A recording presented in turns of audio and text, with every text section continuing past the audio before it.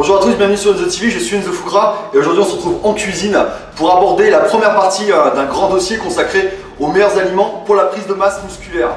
Alors en effet, vous avez été nombreux à me poser la question sur ma page Facebook, quels étaient, hormis les aliments classiques que vous connaissez tous, la dinde, le poulet, le riz complet, les pâtes complètes etc. Quels étaient les aliments vraiment de prédilection les plus efficaces pour réussir sa prise de masse musculaire? Eh bien écoutez, pour répondre à votre question, je vais vous présenter, je vais vous soumettre un florilège, un assortiment d'aliments que je consomme personnellement pour ma prise de masse musculaire. Bien sûr, pour chacun d'eux, j'irai un peu plus en détail quant aux bénéfices qu'ils nous apportent. Eh bien écoutez, sans plus attendre, on va commencer de suite avec le premier aliment. A tout de suite.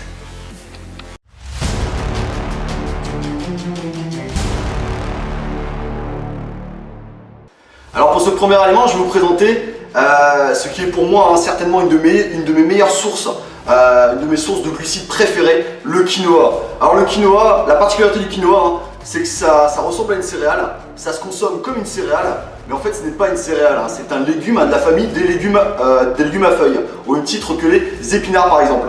Donc les bienfaits du quinoa, premièrement, il est ultra protéiné, de l'ordre de 14 grammes pour 100 grammes, mais non seulement il a une haute teneur en protéines, mais cette protéine est de qualité, elle est dite complète. Ça veut dire qu'elle contient les 9 acides aminés essentiels.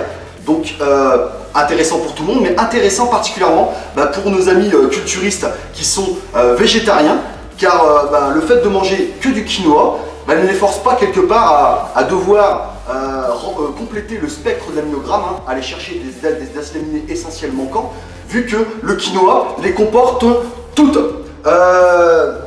Deuxième particularité, très bonne source de glucides, indice glycémique bas, donc ça veut dire libération d'énergie progressive. Indice glycémique bas, c'est aussi l'assurance lorsqu'on va le consommer, de ne pas provoquer de gros pics d'insuline. Sachant que provoquer un pic d'insuline, comme on a pu le voir pour le shaker post-entraînement, ça peut être une arme redoutable, mais s'il n'est pas contrôlé, ce pic d'insuline, il peut être aussi désastreux, car autant il peut promouvoir l'anabolisme, qu'il peut également promouvoir le stockage des graisses. Donc avec le quinoa, pas de problème à l'horizon, vu que c'est un indice glycémique bas. Il est sans gluten, alors ça c'est à la mode, c'est à la mode les aliments sans gluten. Il faut savoir que le gluten, c'est une protéine qui est contenue notamment dans les céréales et dans les céréales, le blé. C'est une protéine qui est mal tolérée par certaines personnes lorsqu'il est ingéré. Donc là, pas de problème, sans gluten. Et enfin, il est riche en deux minéraux, très riche en deux minéraux qui sont particulièrement intéressants pour notre sport, le magnésium et le potassium. Alors le magnésium va améliorer la synthèse protéique, va également améliorer de ce fait l'utilisation des acides aminés, et le potassium va améliorer la connexion neuromusculaire entre le nerf et le muscle pour nous assurer une qualité de contraction optimale. Donc le quinoa, c'est vraiment que du bon les amis.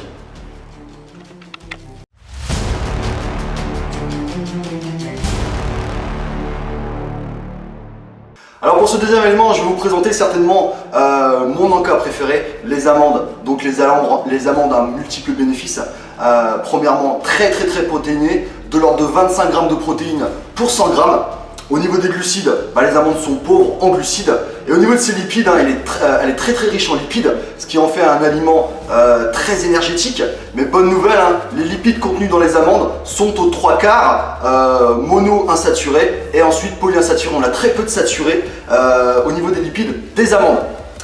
Elles contiennent énormément de fibres. Alors les fibres vont participer à un meilleur transit. Elles vont également apporter un sentiment de satiété et vont également, si vous prenez ça par exemple avec une whey protéine, comme on l'a vu pour la collation du soir, va ralentir l'absorption de votre whey protéine. Donc un encas par exemple en milieu d'après-midi, whey protéine plus amande, c'est que du bonheur. Au niveau de ces vitamines, elle est très riche en vitamine E. Vitamine qui est essentielle pour la santé de nos cellules musculaires. En effet, la vitamine E va protéger l'enveloppe de nos cellules musculaires, ce qui va leur assurer de mieux régénérer et d'avoir une croissance assurée. Et ensuite, elle contient deux acides aminés, un plus que l'autre. elle contient de la phénylalanine en grande quantité et du tryptophane, qui sont en fait deux acides aminés qui sont essentiels, c'est un peu technique mais c'est très intéressant au final, qui sont essentiels à la production de la noradrénaline, qui est un neurotransmetteur freinant le stockage des graisses. Donc comme vous l'aurez compris, non seulement les amandes ont leur place dans une diète pour la prise de masse musculaire, mais elles ont également une place de choix dans une diète pour sécher. Donc encore une fois, les amandes, c'est que du bon les amis.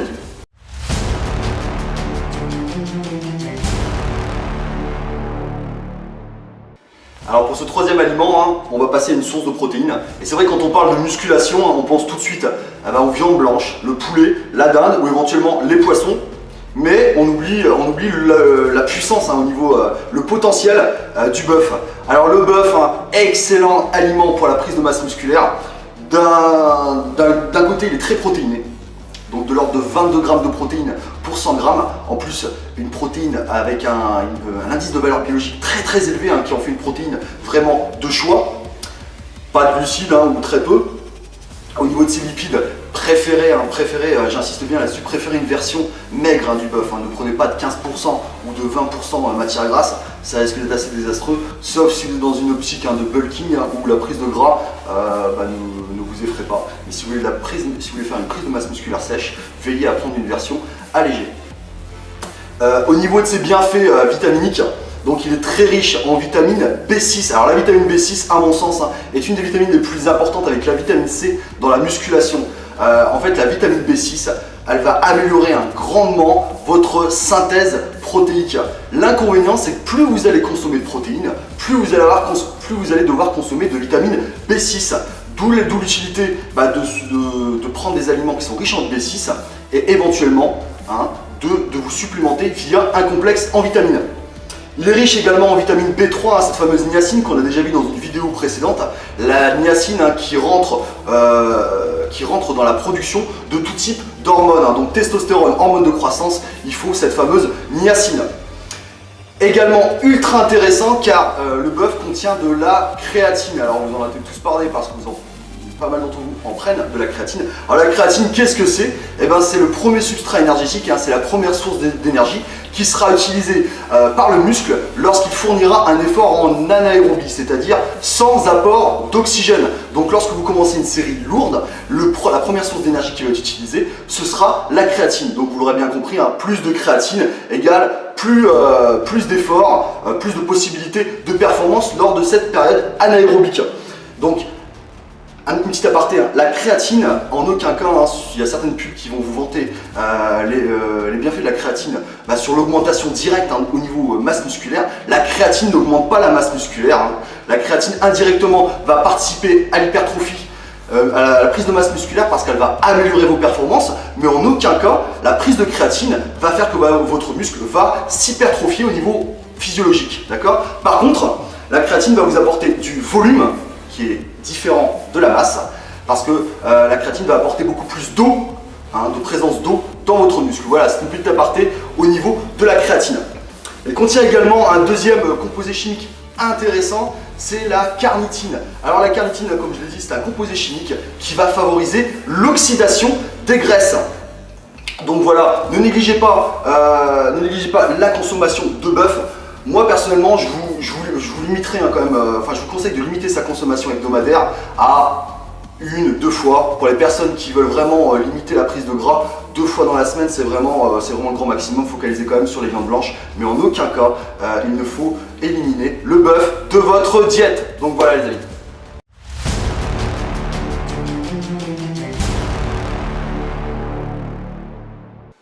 Donc pour ce quatrième aliment, les lentilles. Donc les lentilles sont des légumineuses qui contiennent pas mal de protéines, de l'ordre de 8 grammes pour 100 grammes. Elles sont une bonne source de glucides, un indice glycémique bas, encore une fois, on va éviter le pic d'insuline lorsqu'on va les consommer. Et ce sont une source d'énergie à libération progressive. Elles sont pauvres en lipides. Au niveau des minéraux, les lentilles, comme vous le savez certainement, sont très riches en fer. Et le fer va permettre notamment un meilleur transport de l'oxygène. Qui dit meilleur transport de l'oxygène, dit meilleure récupération, dit également beaucoup plus d'énergie. D'ailleurs, pour faciliter l'assimilation du fer, hein, vu que les lentilles en contiennent énormément, je vous conseille de joindre la consommation de vos lentilles avec une bonne source de vitamine C, car la vitamine C facilite l'assimilation du fer. Donc par exemple, vous pouvez très bien prendre vos lentilles en salade avec du verre, en fait, avec du légume vert, et là vous avez une très très bonne combinaison au niveau complémentarité alimentaire. C'était la petite astuce. Les lentilles sont également très très riches en fibres, hein, de l'ordre de 10 grammes pour 100 grammes. Donc pour 100 grammes, vous avez 50% des apports journaliers recommandés en fibres avec les lentilles.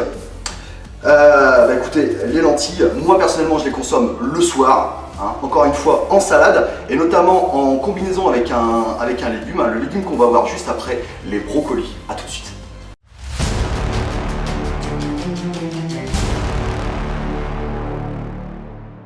Alors pour ce dernier aliment, nous avons les brocolis. Alors les brocolis, dans le milieu du culturisme, on appelle ça un power food.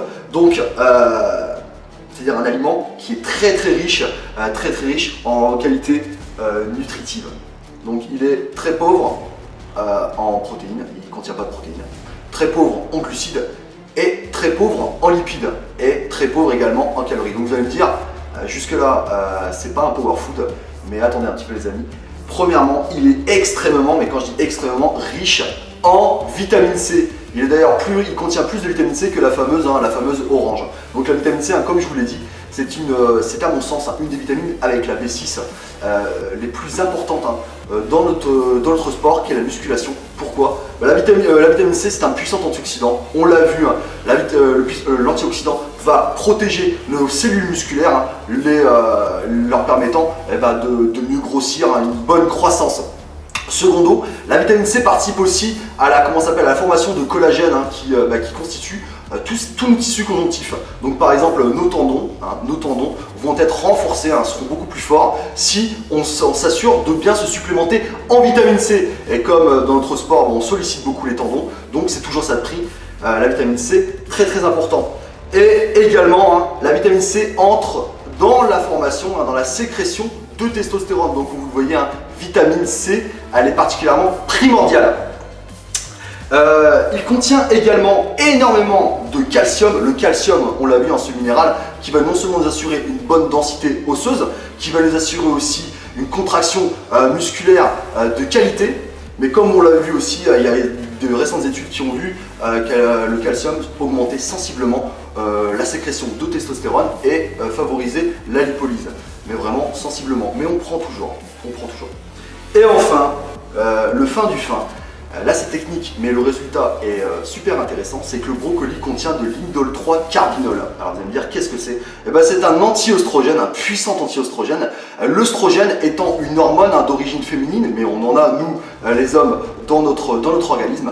C'est une hormone qui va limiter, hein, notre croissance, qui va limiter nos possibilités de croissance musculaire, et d'un côté favoriser la prise de graisse, le stockage des graisses. Donc en mangeant du brocoli, vous vous armez contre cette hormone qui est l'œstrogène. Donc voilà, au niveau densité calorique, il n'est pas intéressant, hein, il est très pauvre, intéressant pour la prise de masse musculaire sèche et aussi pour la sèche, mais comme vous l'avez vu, hein, au niveau des minéraux et de ce fameux indole 3 carbinol, le brocoli doit avoir sa place dans votre diète. Moi personnellement, comme on l'a vu avec les lentilles, j'en mange le soir en combinaison avec les lentilles, hein, pour favoriser l'assimilation du fer contenu dans les lentilles. Donc voilà les amis, et c'est sur les brocolis, hein, que notre vidéo se termine. J'espère qu'elle vous a plu. J'espère que mes conseils vous auront été utiles.